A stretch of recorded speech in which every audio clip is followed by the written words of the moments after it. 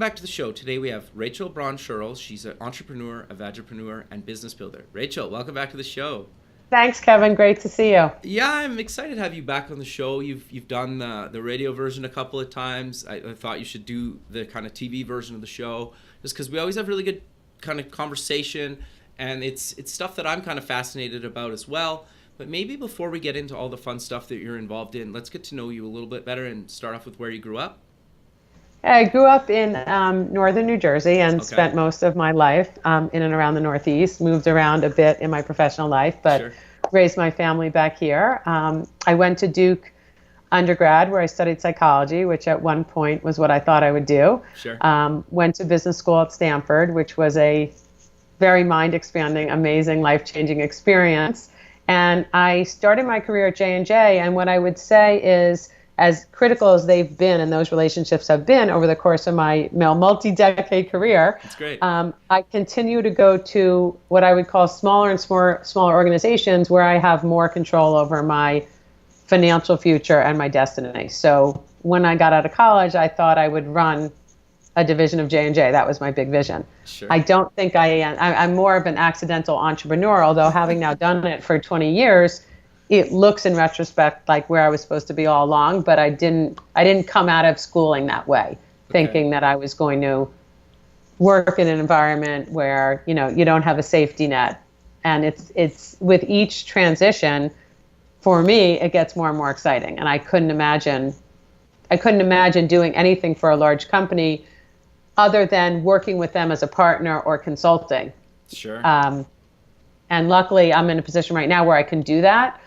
And I get to make choices about working on the things that I'm interested in. And I'm really interested in women's sexual health and wellness. So before we kind of get into Spark and everything, maybe just give us kind of a quick overview of kind of your career before you decided to start your own thing, and then we'll get into the book. Okay. So I went to Johnson & Johnson after business school and worked on the Tylenol brand, and I wanted that, that traditional, very disciplined training.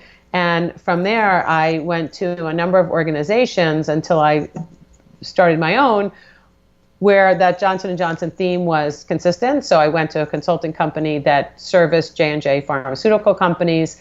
And then about 20 years ago, with my current business partner, we started a strategic consulting boutique, which is really focused on strategy and growth. Spark Solutions for Growth. And that's really around how do you drive revenue through new insights, new customers, new products, geographic expansion, and so on and so forth. Did that, took a 5-year break in the middle to start my career as a vagipreneur, a person in the business of female health, where Mary and I raised money and bought an asset that improved arousal, desire, and satisfaction for women. So that's when I had always worked in women's businesses, and I've worked on women's products and services that affect them from the tops of their heads to the tips of their toes: hair care, skin care, psoriasis, fertility, menstruation, foot fungus, hemorrhoids, not everything so glamorous. And when we sold the company in 2013, we really turned our focus even more in a more targeted way, not just to women's health broadly, but to women's sexual health and wellness. So any cycle a woman goes through, any life stage, any physical change, any emotional experience, really from roughly menstruation to menopause. Very cool. So how do you work with clients? What do you kind of do for them? So the first thing we do is help them figure out what is the question they're trying to solve and how it'll affect their business. So if they say, we were number 2 in share and now we want to be number 1, we say, okay, well, let's look at that. What happened? What's different? What's happening in your internal environment? What's happening in the competitive environment? Is it a technology play? Really getting an understanding of what the as-is situation is and how did they get here. And then identifying strategies and specific techniques they can use to change that. Is it a distribution solution? Is it offering the product in a different configuration? Is it partnering with somebody else who might bring the product to more people? Is it changing the messaging?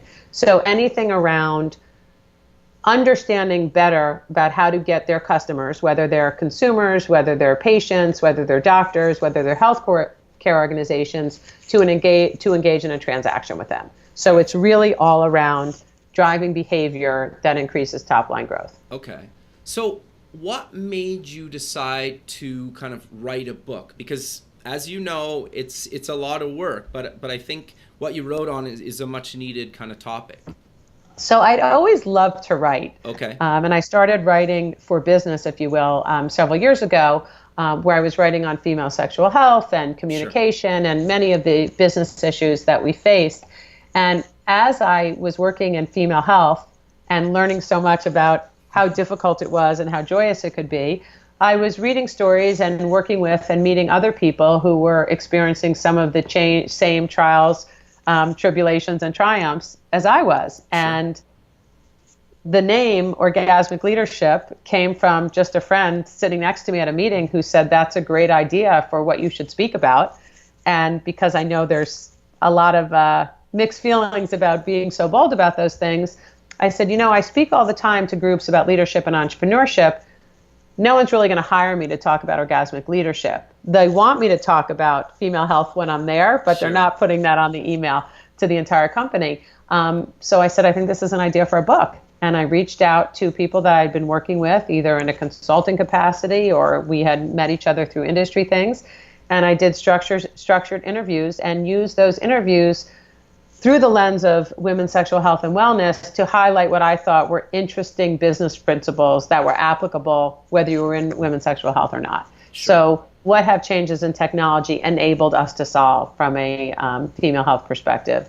How have distribution changes and opportunities created different ways to get different, better products to people? Things that apply in other businesses for sure, but looking at them through the lens of this broadly defined industry of women's sexual health and wellness, and highlighting some of the trends that I see about the kinds of people starting these businesses, the kind of businesses they're starting, and the kinds of problems that they're solving.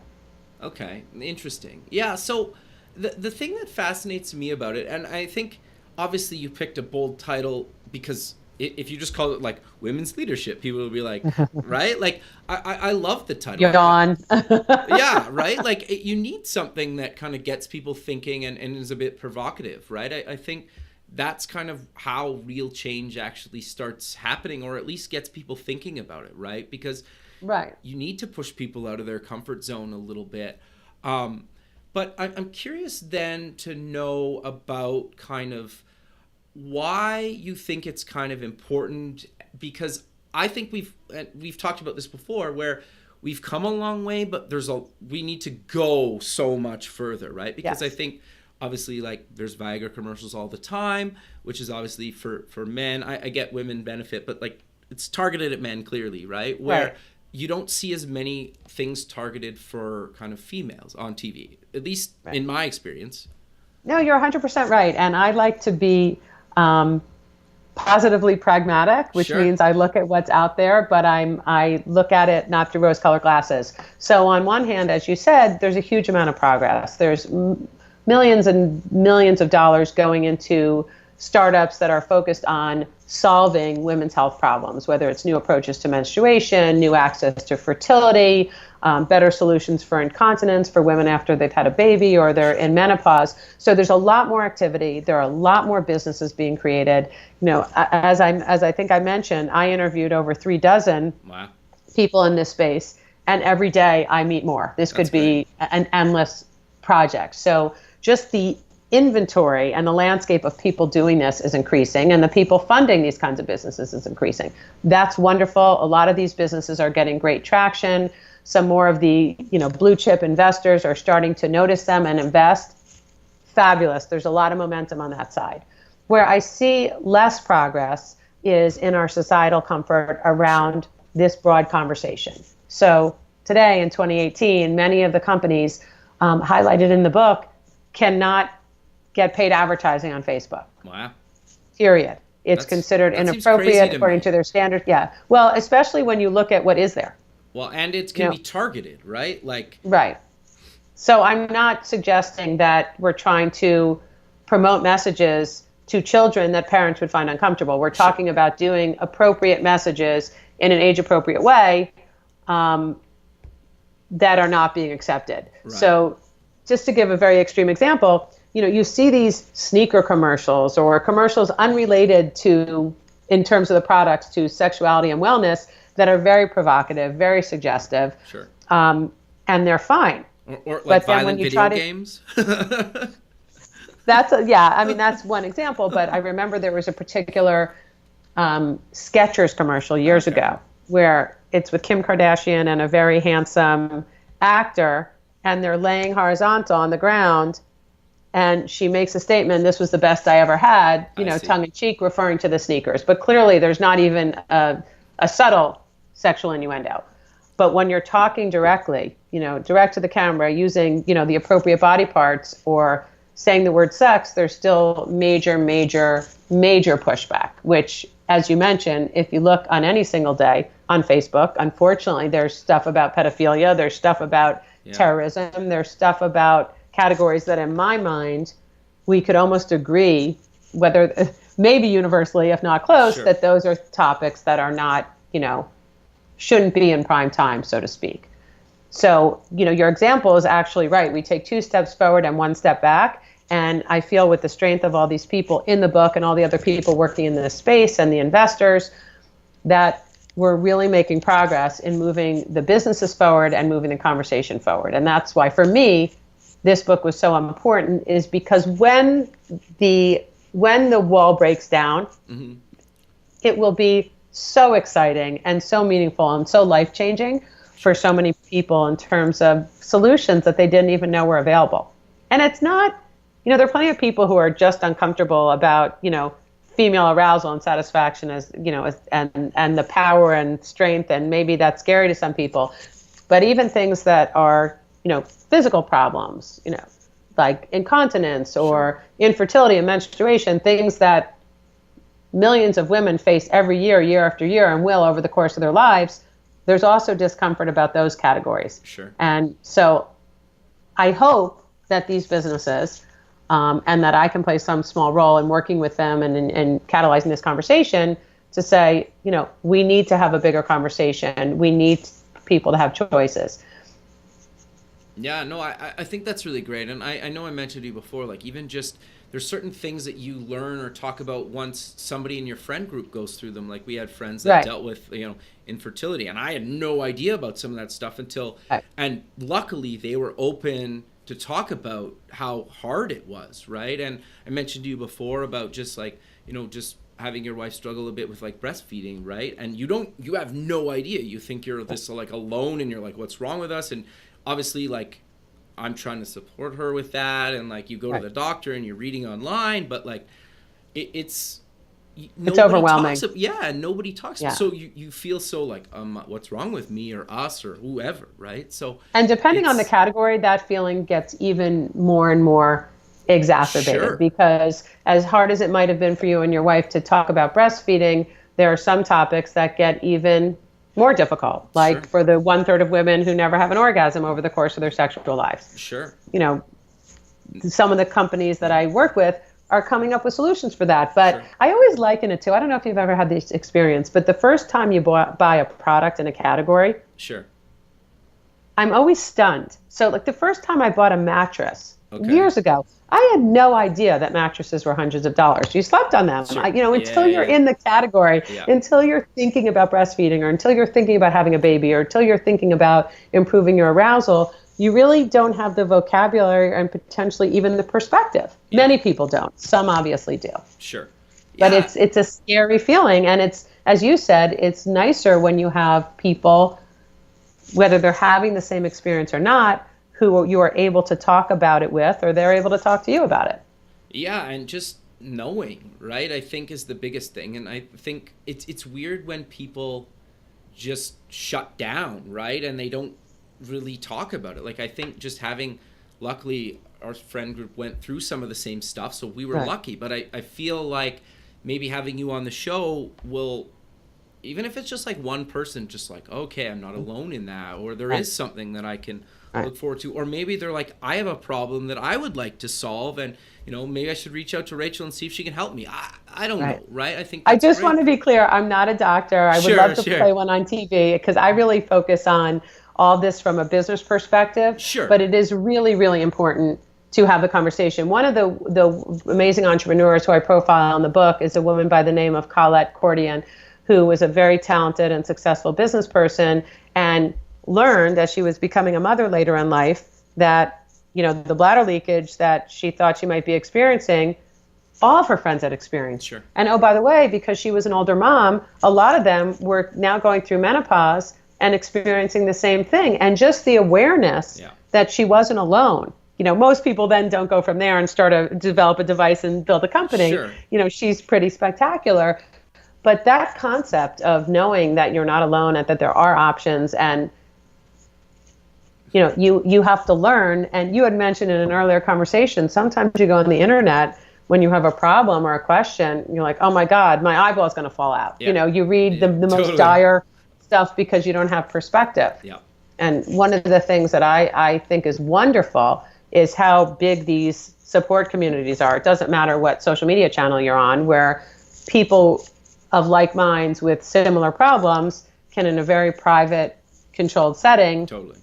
share their concerns, get information, and maybe have the same experience you did with your friend group when you knew you weren't alone. No, totally. So I want you also do kind of speaking engagements, and I think it's super important to kind of mention that as well. What do you generally kind of talk about? I'm assuming it's the stuff we've kind of talked about, but just for people to fully understand. I primarily talk about leadership and entrepreneurship, and Okay. And within that, I talk about finding your leadership voice, how you have to lead. And leading is, how do you build your company? How do you hire people? How do you raise money? How do you talk about topics, in my case, that people don't always want to listen to hear you talk about? Sure. And I highlight that challenge by focusing on people who are doing it in a category that's inherently difficult to talk about. Sure. So, I've told you before that when we were raising money for this company, it's 2008, companies are going bankrupt left and right, and these two women show up to Silicon Valley, and we have 13 appointments with investors, and we're talking about vaginas. You need a bit of a sense of humor Sure. to be able to do that. But I think it's almost like the torture test. Coming from my consumer products days, if you wanted to sell a deodorant, you would say it even works for a firefighter. It even works under these extreme conditions. So I almost feel like women's health and wellness is almost an extreme condition with a lot of inherent challenges above and beyond what some traditional businesses might have. And so I'm able to use that to show some of the techniques that people use. Interesting. Not just myself, but things I've done that worked, that failed, things that other people have done that have worked and failed, and lessons they've learned about what you do when you get to the next challenge. Sure. And it's almost in this hyper environment where some of these issues are even more magnetized. Sure. And magnified. And I think just for people, like, they can go to sparksolutionsforgrowth.com and see some of the clients you've worked with. Like, their names everybody's heard of kind of globally, right? Like, we're not talking, you've worked with huge brands. So I think, but that's valuable to mention, right? That I think these big companies are either doing it or starting to do it and feeling more and more comfortable actually putting out products in these spaces. Is that fair to say? That is true.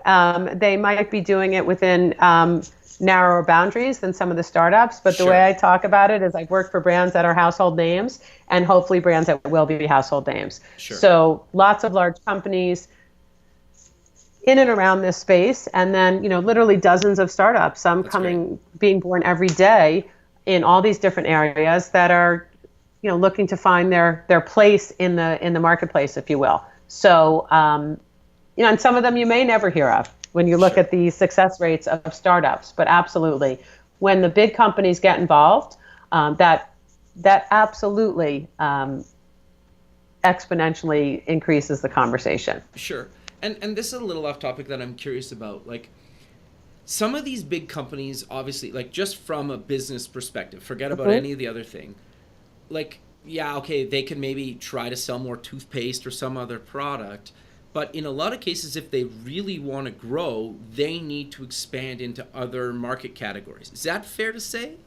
Absolutely. And many of the companies, the large companies I work with, are doing that exact thing. We've already done as many different, bells and whistles as we can on this same thing. Sure. Are there tangential categories? Are there categories that we make sense delivering? Sure. that we can start to think about. So absolutely, they're looking broader. Some are looking at female health. Some are looking at more specifically female sexual health. Sure. But absolutely, everybody is looking for the next growth opportunity. Yeah, no, I think that's also kind of worth mentioning, though, right? Because you guys have helped a lot of kind of companies get there, right? And get their marketing and getting in front of and kind of building their whole brand. Is that fair to say? Yeah, I hope so. Yeah, I mean, that's the intent. And hopefully by the fact that they hire us over and over again, they feel the same way. But absolutely. And a lot of these companies, especially the large companies, they do so many things right, Sure. obviously. But for me, as a consultant, and I grew up, my dad was in business my whole life, what he taught me, the biggest sign of intelligence is knowing what you don't know. Sure. So I look at my job as a consultant is figuring out what I don't know or what my client doesn't know that we need to know to make a big impact in the business. Sure. No, I think that's actually really good advice, right? Because it's tricky, right? It can be really tricky, especially for somebody that maybe didn't go to business school, that has a product idea or doesn't really know business, right? Like maybe this is a bad example, but you watch some of the like moms on Shark Tank or something like that, that are just like, they have this really great product that they came up with because their child needed it, but they really don't know how to take it from like, maybe they have a few built, but like actually make it into a real business, right? Where somebody like you guys could really help with that. Cause I think it's a really big struggle for anybody that's never really done it before. Yeah. And I think a couple of people in the book and folks I've worked with have mentioned that their families had no idea what they were doing until Sure. they watched Shark Tank and they say, oh, now I get business. But I think you're 100% right. And in business, no one is good at everything. So it's really critically important to do what a lot of these entrepreneurs are doing and have a vision for the idea and come up with it. They might not have or need the skills to be able to manufacture it, to reduce cost of goods, to put together a financial organization, but any business is a collaborative effort. So I don't think it's necessarily, it's certainly not a requirement. Obviously, there are hundreds and thousands of examples of people who don't have traditional business training. Sure. I think it's about understanding what needs to happen and either learning how to do it yourself or finding someone who knows how to do it. And often in the situations that you see on Shark Tank, wow, wouldn't it be a whole lot easier for one of those sharks to connect me with a manufacturing supply where they get some economies of scale? Yeah. For an idea, that's great. And, entrepreneurs have different feelings and consultants have different feelings about this. Ideas are a dime a dozen in my experience. Totally. It's the combination of the idea and the execution that is the difference. So the idea is just the start of it. No, I 100% agree with you. But Rachel, sadly, we're out of time. So let's maybe close with mentioning where people can get more information about yourself in the book.